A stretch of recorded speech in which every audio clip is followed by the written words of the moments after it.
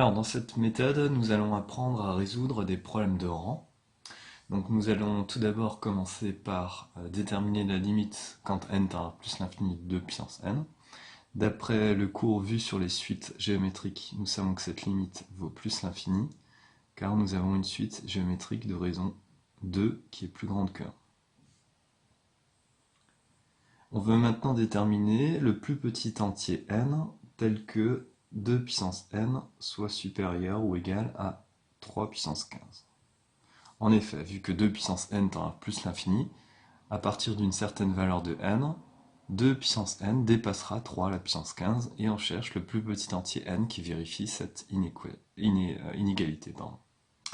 Donc pour cela, on va composer à gauche et à droite par la fonction logarithme. Donc pour obtenir à gauche ln de 2 à la puissance n, supérieur ou égal à ln de 3 à la puissance 15.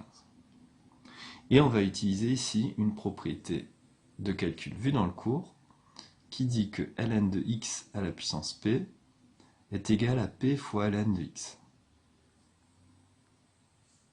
Donc où x est positif et où p est un entier naturel. Donc c'est la propriété importante qu'on va utiliser pour les 3 points de cette méthode.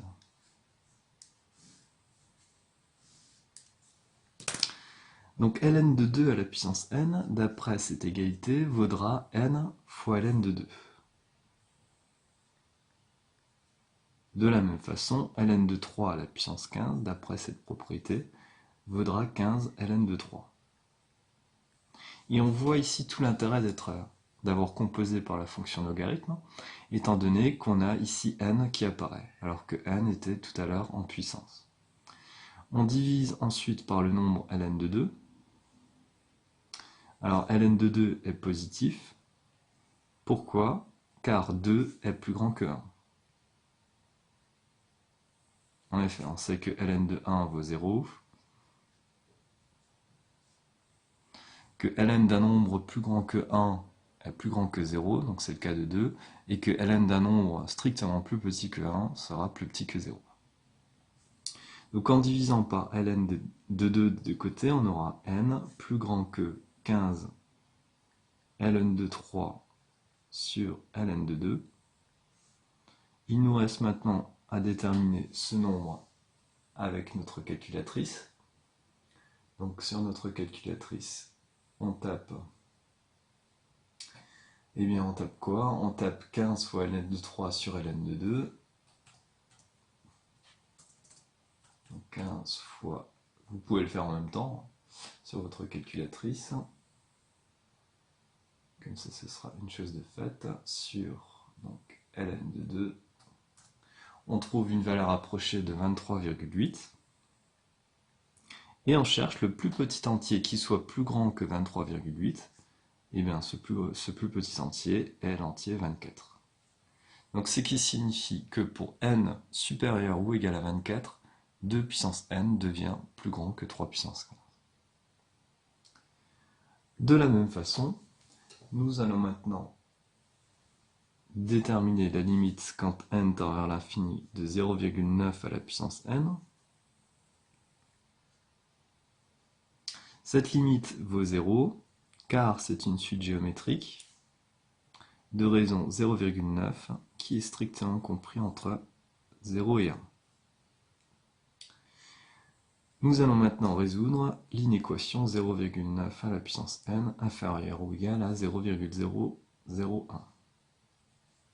Donc en effet, vu que 0,9 à la puissance n tend vers 0, on sait qu'à partir d'un certain rang n, cette quantité deviendra plus petite qu'un millième. Donc la démarche est exactement la même que tout à l'heure. On commence par composer par ln.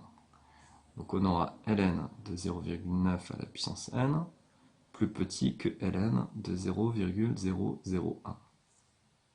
On applique la propriété qui est encadrée pour obtenir n fois ln de 0,9 plus petit que ln de 0,001. Comme tout à l'heure, donc n n'est plus en puissance, mais se trouve ici, donc on n'a plus qu'à isoler n en divisant par ln de 0,9. Et là, il s'agit d'être bien prudent car ln de 0,9 est négatif. Car effectivement, 0,9 est strictement plus petit que 1. On aura alors la chose suivante, on aura que n sera supérieur ou égal à ln de 0,001 sur ln de 0,9. Il ne nous reste plus, comme tout à l'heure, qu'à déterminer donc, cette quantité donc, en la rentrant dans la calculatrice. Donc vous pouvez le faire en même temps. Donc ln de 0,001 divisé par ln de 0,9. Et on trouve une valeur approchée de 65,6. Et on cherche le plus petit entier qui soit plus grand que 65,6. Et bien ce plus petit entier, c'est 66. Voilà. Nous allons maintenant résoudre une troisième équation, donc qui est l'équation suivante. L'inéquation suivante, pardon, on veut déterminer le plus petit entier n tel que 14 plus 100 fois 0,3 à la puissance n soit plus petit que 14,1. Donc c'est ce type d'inéquation que vous allez avoir à résoudre dans l'exercice qui suit cette méthode. Alors, tout d'abord, on peut observer cette inéquation. 0,3 à la puissance n va tendre vers 0, étant donné que 0,3 est plus petit que 1.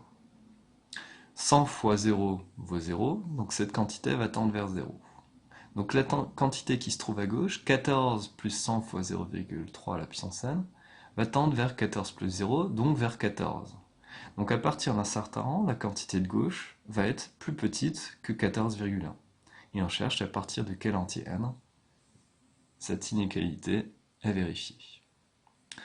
Donc on commence d'abord, alors avant de rentrer dans la démarche, un piège classique, c'est de ne pas respecter les priorités. Certains vont faire 14 plus 100. Attention, ça ne marche pas. Donc cette inégalité n'est pas équivalente à 114 fois 0,3 à la puissance n inférieur ou égal à 14,1. Non. Donc ici, c'est un problème de priorité.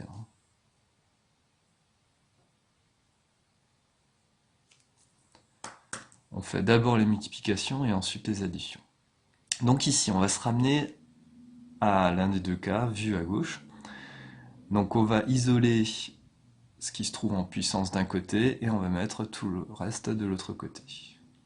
Donc on va commencer par soustraire moins 14. Donc soustraire 14 pour obtenir 100 fois 0,3 à la puissance n inférieur ou égal à 0,1. Ensuite, on va diviser par 100 des deux côtés. Donc 100 qui est positif, donc ce qui ne change pas le sens de l'inégalité, pour obtenir 0,3 à la puissance n, plus petit que 0,1 sur 100.